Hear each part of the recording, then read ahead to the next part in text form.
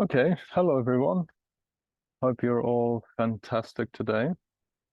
We're gonna start on an input here, all on different.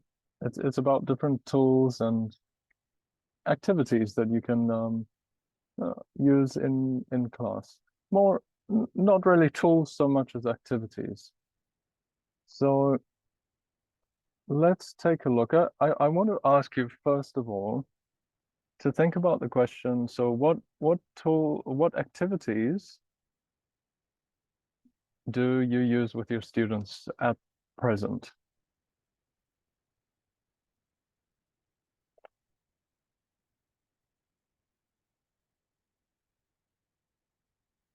All right, so what activities do you use? Do you do any kinds of games with your students? If so, what games do you use? So just think about this at, to begin with, before we go on to look at a few options. I've selected a few that I think would be useful online. Of course, um, many I've left out a lot of activities that are possible to do in the classroom, which are not possible to do online. But as many of us are online teachers here, I chose to focus on the online environment and things that are possible here. All right, so let's go on to the first one that I have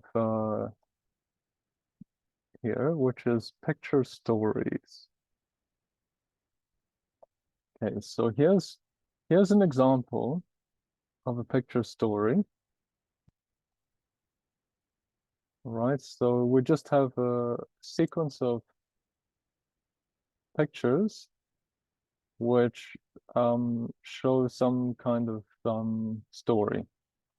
There aren't any words because we want to use these to help our students produce language. So, the big question, how can we exploit picture stories for language? So this is also a question that one must ask with any activity that you choose. There are many things that we can use which we can exploit for language.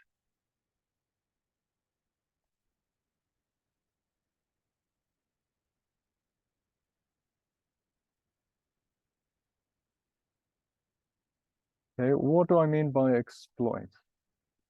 What I mean is how many ways can you find language in your material? So here we have a story. Of course, you can exploit the vocabulary. UFO, hammer, all these things, saw, yard. You can exploit vocabulary. You could also exploit this picture story for grammar quite easily. So you can use picture stories are very often with present progressive. So the man is hammering on the UFO. This would be an example of grammar structure you could exploit using these. So have you ever used picture stories in your own classes? And if you have, how did you use them? All right, so think about these. I'd like to know in your workbooks the answers to these questions. Okay. And also, how many ways can you think of for using picture stories? So try to think about it before I kind of give you an idea of what you could do with these in class. So how do you think you could approach your students with this. So start at the point where you say to your students, here, look at this picture, or something like that.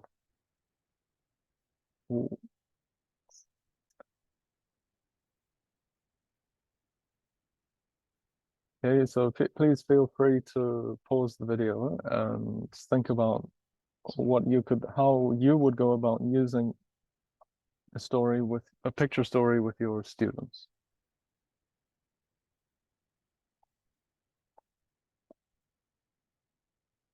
All right, so, well, there are two main approaches to using picture stories. Okay, these are namely either going from fluency to accuracy or from accuracy to fluency. Okay, so what I want you to do, again, try to predict the stages. So what do I mean by fluency to accuracy? Does this mean get the students to do some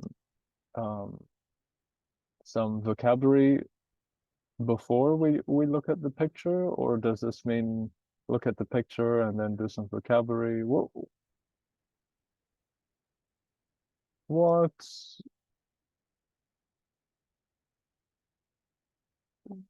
are the stages of these approaches?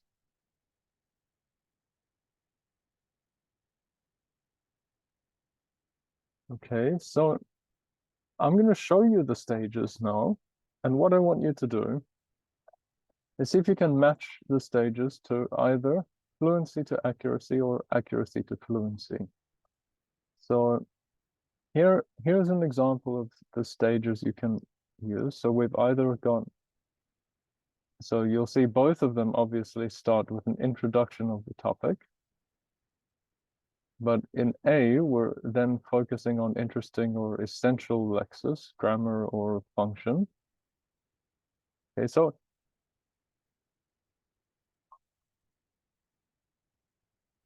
and then we're looking at the pictures and discussing with the students, or we're getting the students to discuss with more language focus, telling the story, and then a writing exercise.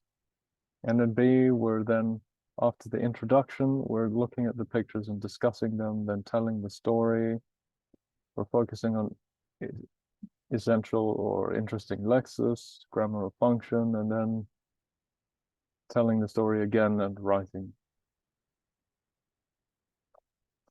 So please pause and try to match A and B to either accuracy to fluency or fluency to accuracy.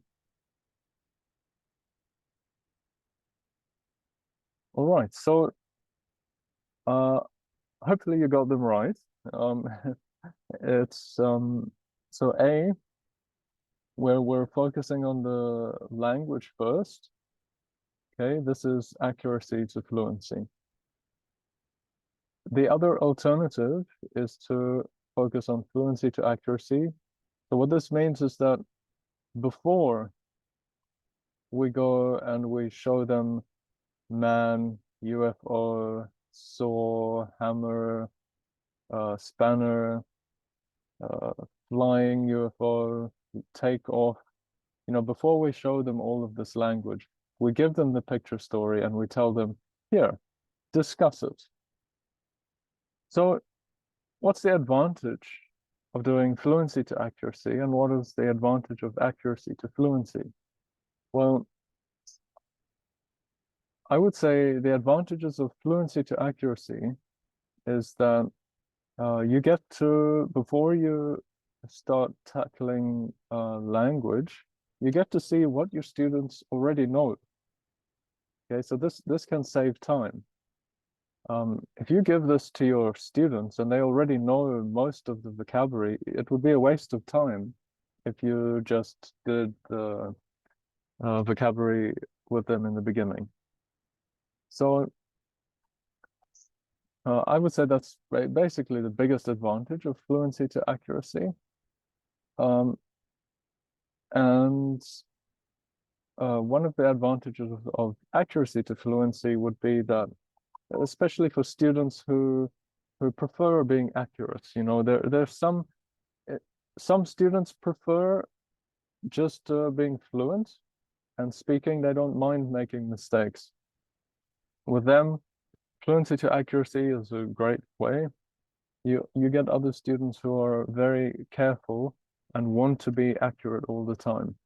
So for those students, they probably prefer to learn the grammar and vocabulary before you give them an activity. So yeah. Okay, so there's a couple of things you need to think about before you give this to your students. So basically, the thing that you'll get your students to do with picture stories is to tell the story that they see in the picture. So obviously, the first thing you should do is tell the story yourself. Okay, this is very important. Before you give the students these pictures to look at, you have to do the activity you want your students to do. Why? Well, obviously, because you need to be able to decide what lexis is going to be essentially useful for students if they are to tell the story. And you also need to decide on some grammatical item that you can focus on. Okay, so the only way you can do that is by telling the story yourself, doing the activity, and observing your own language. Okay. You, as the teacher with the better language level than your students, you are your own greatest resource. Okay, so whenever you look at an activity and you do it, you should be focusing on the way that you think and the language you use to complete the activity. And that will help you understand what your students will be experiencing. So, another thing you should do is devise some kind of communicative activity. So, what is this? This could be getting the students to discuss all the pictures together. Okay, that's a communicative activity. They have to communicate with each other and talk about the pictures.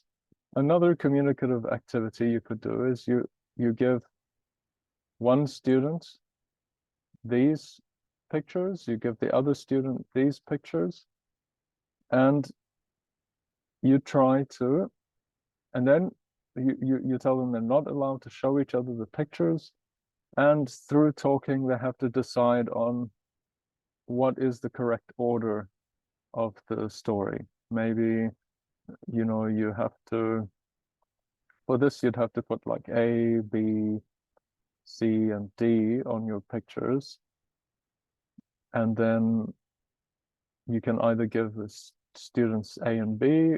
You know, if you're doing pairs, you could also do this as a group of 4, but that might be a bit difficult to get to accomplish online. It would be much easier to just use pairs online. Okay, so there's a whole host of communicative activities that you can do. Really, you have to think about this and change it up. Okay, you should also have a writing exercise. It doesn't have to include the whole class writing out a single text. That's not necessarily important. I think you could have, instead of the whole class, you could have pairs writing out a single text of the photos, or you could give it as homework that they then take the picture story home and write a story about it. Okay, so that's everything for picture stories. The next thing we're going to look at, which you can use with your students in class, is songs and music. Okay, we're going to focus on songs mostly. I mean, songs are music, so but yeah. So what I want you to do to begin with is to think of a specific pop song, some pop song that you know, and think about how you could use it in class with your students before we begin. So please pause, think about this, try to think of as many different ways as you could to use a song in class with your students, and then we'll go further. Okay, great. So I hope you got a few different ways. I mean, there are, of course, multiple. We'll look at some in the following few minutes. So, but what I want you to think about also now, before we look at exactly how we could use songs, I also want you to think of what kinds of songs are better for English learning. Would you use somebody playing guitar and singing, or would you use a heavy metal song with your students? You know, what kinds of songs are better?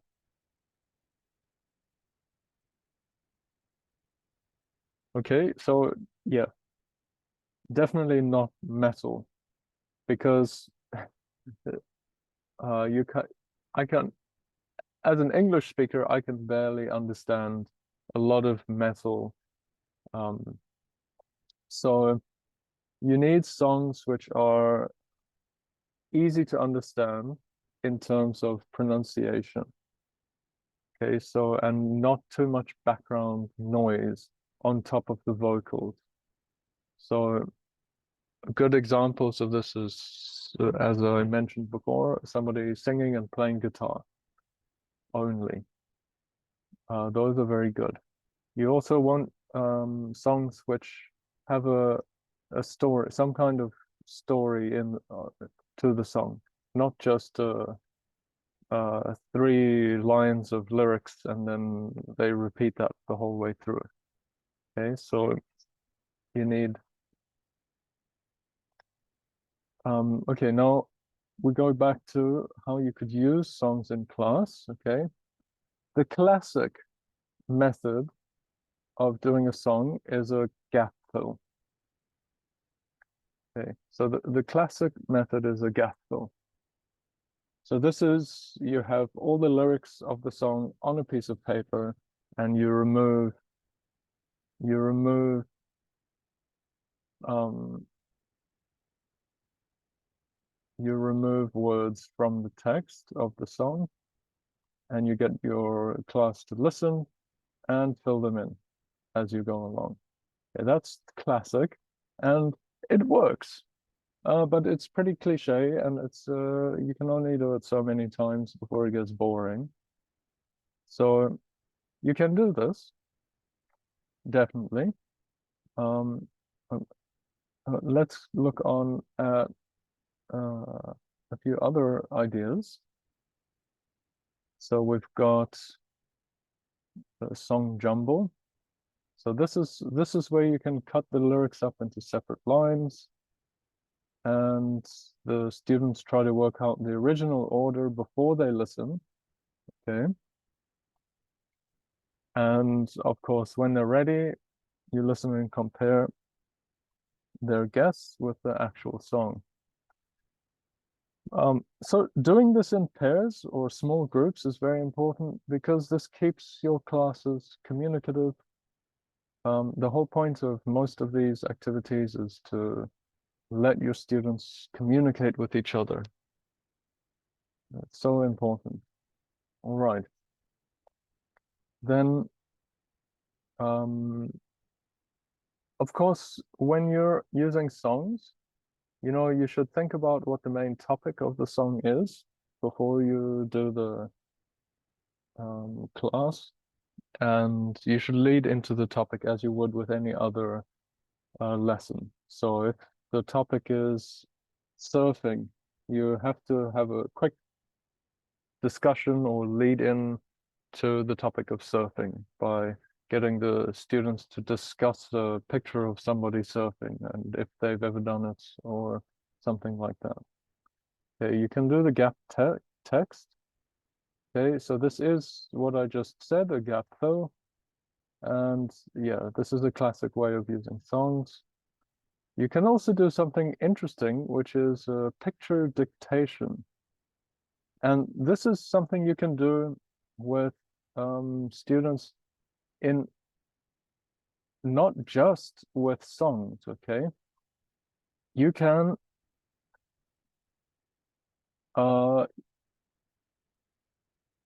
anyway, when you do this with in terms of songs, you're deciding on a picture of something that happens in the song. So let's say, like this example here.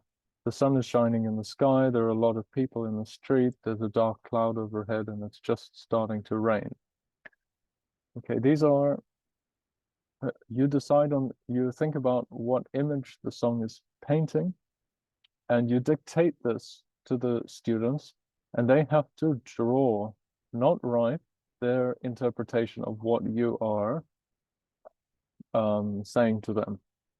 Okay, then they listen, and the song should be easier for them to follow. So you could do this and then do a gapped text, for example, to focus on specific lexes. All right. Picture dictation works in other ways as well. A great way or a great activity that I've used with students in class a lot is that I would get one student sitting here and drawing. Then I would give the student standing behind them a picture.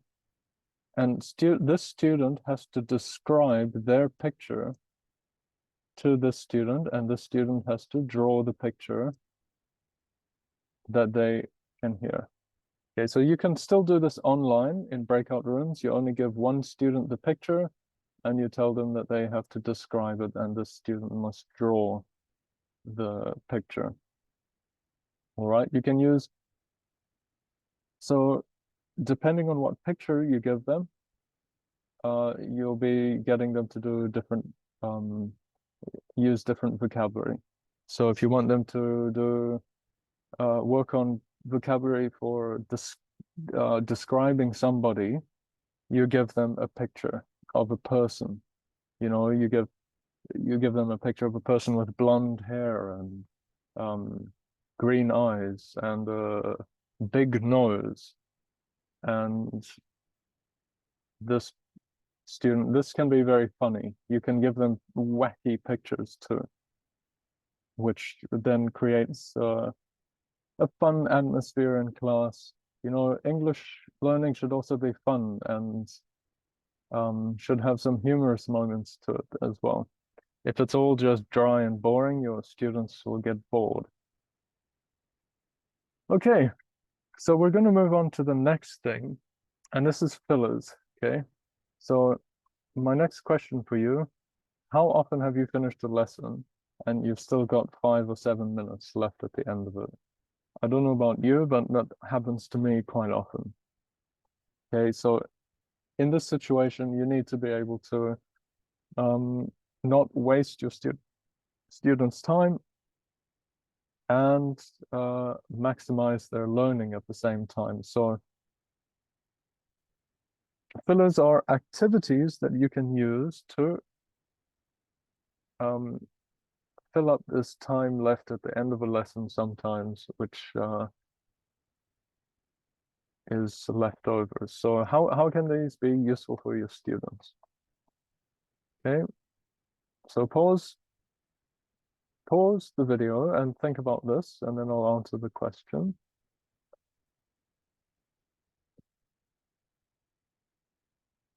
Okay, so hopefully you said that it's can be used to revise grammar or lexis, which you've done in some previous lessons. Okay, so this is very useful for that. It's also useful. You can also use fillers in the middle of a lesson. Say you have a 1.5 hour lesson, and you need to break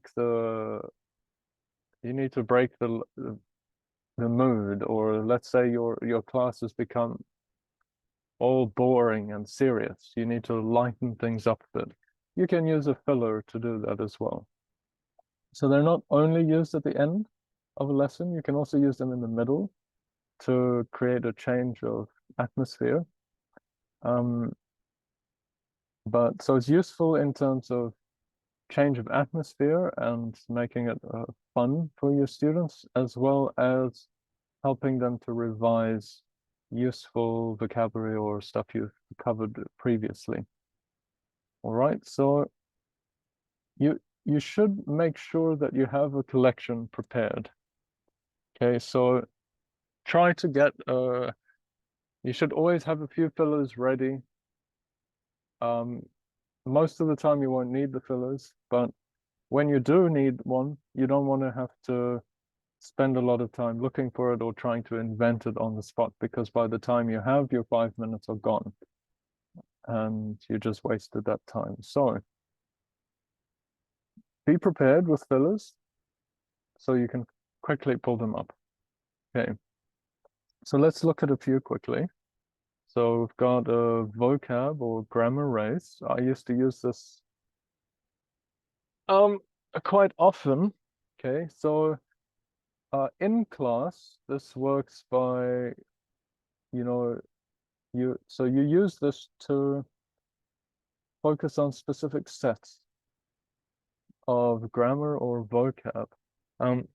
So vocab's obviously simple. What I would do is, for example, write animals on the board. Okay, and then I would write it better than this. And the students then have to run. The way I organized this in class was I had students standing in a line. I had the whiteboard, and so I had 2 teams, and then they had to run and write 1 word on the board, run back and give the marker to the next student, who then runs to the board. This student goes to the back and writes another word. They keep going like that. I have to then, so they have a time limit, and whichever team gets the most correct words on the board is the winner. So obviously online it's not quite the same. You can't have the physical aspect, so you just put them into groups and breakout rooms, and you have to tell them, of course, not to cheat and go online on Google or something. Some might do that. There's nothing you can do about that. But and then they have to think of as many items as possible. With grammar, what I would do is grammarizing. So I would write what you,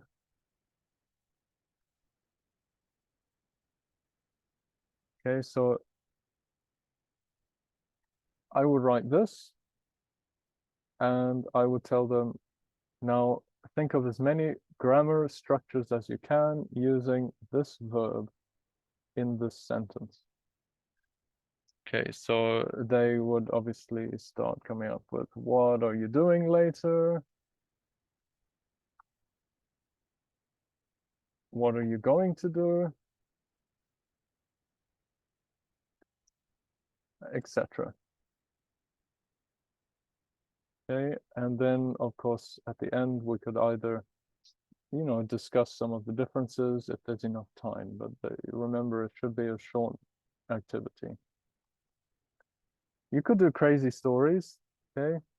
So here you put down some words, and students have to make a story using the words you put down, but in the same order. So for example, you write, let's say,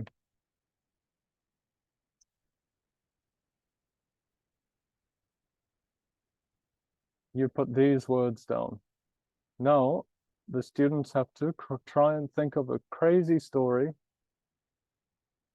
using these words in the same order. So, for example, one day there was a boy who got a letter. That letter was written by a cat. The cat told the boy that he was the one who'd eaten the bird.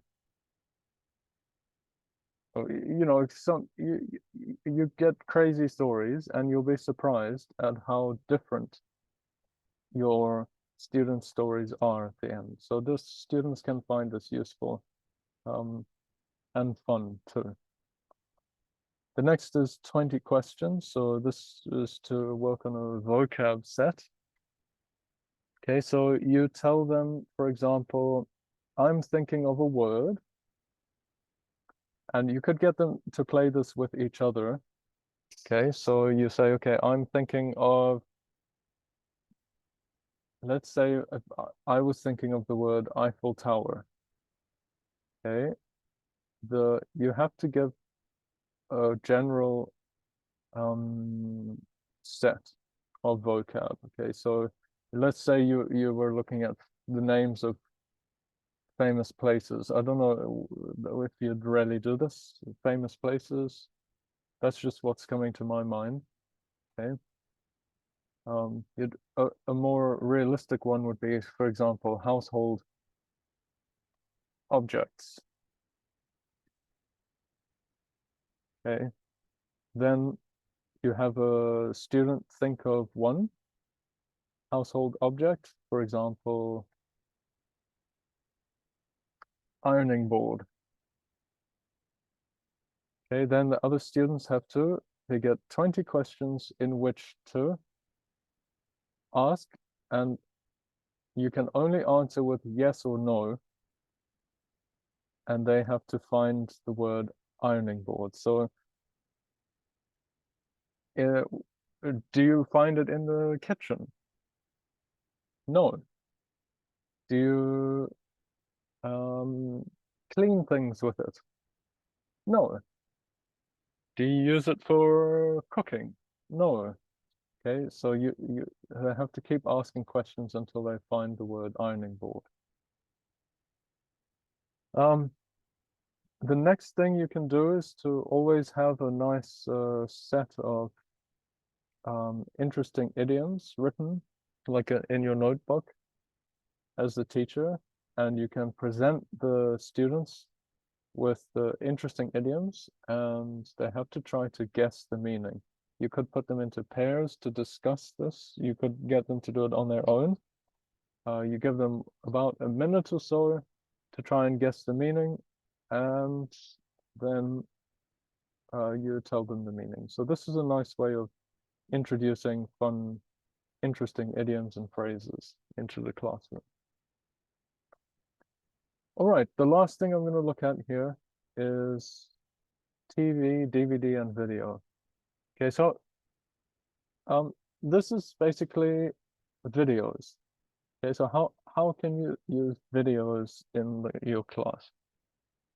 I hope you guys do. This is especially useful with students who enjoy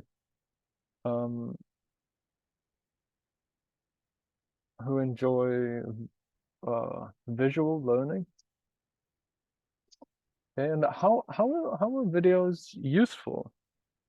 There are many things you can do. You can pause a video and get the students to look at the people and their expression, and then try to predict what they're going to say next. Okay, you can play the video without sound and try to get your students to write down the dialogue that they think the people are saying to each other. You could even play the audio of the video without showing them the video and try to get them to predict what the scene is. Okay. All right. So it's basically the same as a listening lesson. You have to lead in, you do some prediction, you pre-teach important stuff, set a task for them to focus on while they watch. So then they watch and they do the task, pair check, and then you give them feedback on the task. And after this, you have a productive focus, so a discussion of the video. Okay, and of course it means same as picture stories, you have to go through it and think about what the interesting or useful grammar and lexis is. All right, I have to end the video here. My battery's about to die, and yeah, hope this is useful. Hope you use some of these with your students in the next few lessons.